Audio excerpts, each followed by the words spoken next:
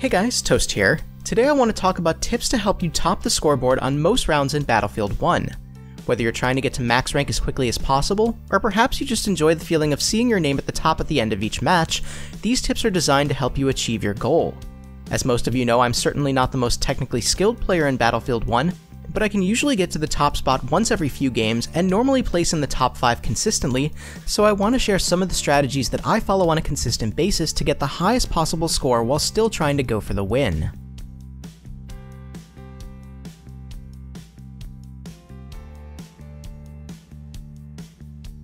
Battlefield 1 is obviously a game that focuses heavily on killing your enemies, but from a score perspective you can easily get equivalent if not more points by focusing on the support aspect of your particular class. As a medic, ensure that you're reviving and providing healing to your teammates whenever possible. As support, drop ammo frequently and use your limpet charges and high explosive mortars to help take out vehicles that your assaults are focusing on.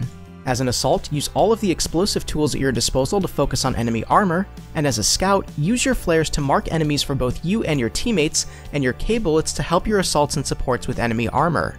You get points for doing all of these supportive actions, and you may very well get some unexpected kills from some of them as well. They quickly add up to push you past your teammates on the scoreboard who are only focusing on kills.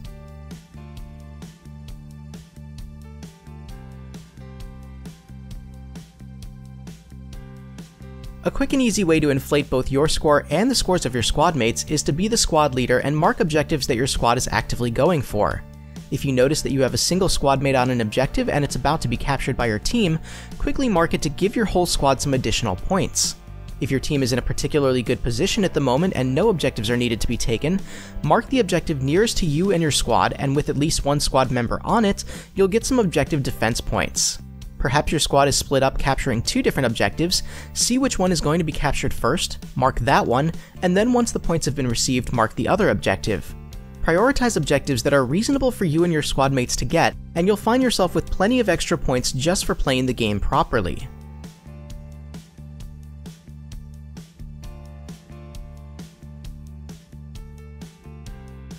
Sure, you can get some fun kills as a lone wolf, and you may enjoy that particular playstyle, but you're losing out on a lot of potential score by going alone. Without teammates nearby, you have nobody but yourself to provide support to, nobody to help you with objectives, and nobody to provide support to you to help you survive. Regardless of how well you're doing, nobody tops the scoreboard entirely on their own, and it really depends on how much you're able to help your teammates, and how much they're able to help you. If you're not near them consistently, then that's really going to hinder your ability to get the most score possible quickly. You obviously don't have to be stuck to them at absolutely all times, but try not to find yourself in a position where you're completely isolated.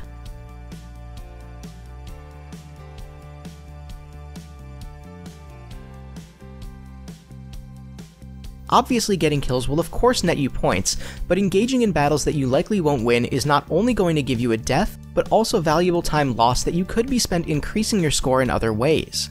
The more time you're spending on the respawn screen, the less time you're spending actively helping in-game, and the more this is going to reflect on your score, making it difficult to get those top spots. Now that doesn't mean you have to hide in a corner and avoid all engagements except the ones that fall into your lap, that isn't good either, and it doesn't mean to skip your revive opportunity because, as we've discussed before, you'll just be spending that at the respawn screen. It does however mean to pick your engagements that you feel you'll have a good chance of winning so that you can get the kill, get your points, and then move on to something else.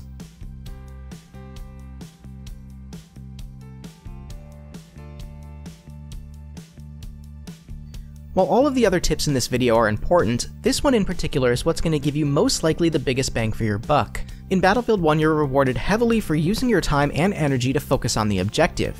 Not only do you constantly get points for being on an objective while your team is taking it, but if you're on it for at least a few seconds before your team secures the objective, you can get a solid 500 points in addition to the points for the time that you were on the objective added to your overall score. Given that matches of Conquest can last 20 minutes or more, there's definitely time to capture 10 or sometimes even more objectives on a single match depending on the map of course, which can add an additional 5,000 points or more to your score. Not to mention that for every enemy that you kill while you're trying to take or hold an objective, you get additional points. DICE really wanted players to focus on the objectives in Battlefield 1, and they made it so that players that really do put the effort in on that are rewarded justly. When all else fails, focus on the objective and your score will certainly thank you. Anybody can put themselves at the top of the scoreboard. You don't have to be an MLG player or have the best aim in the world. Use these tips together during your matches, and I think you'll find that you'll end up placing higher than you would normally expect, and even if you lose the game, you still know that you did everything that you personally could. Now I want to hear what you guys think are some good ways to get the best possible score in Battlefield 1. Let me know in the comments. If you liked the video, please leave a like, and if you want to see more content, please subscribe. Thank you guys so much for watching, this is Toast, and I'll talk to you soon.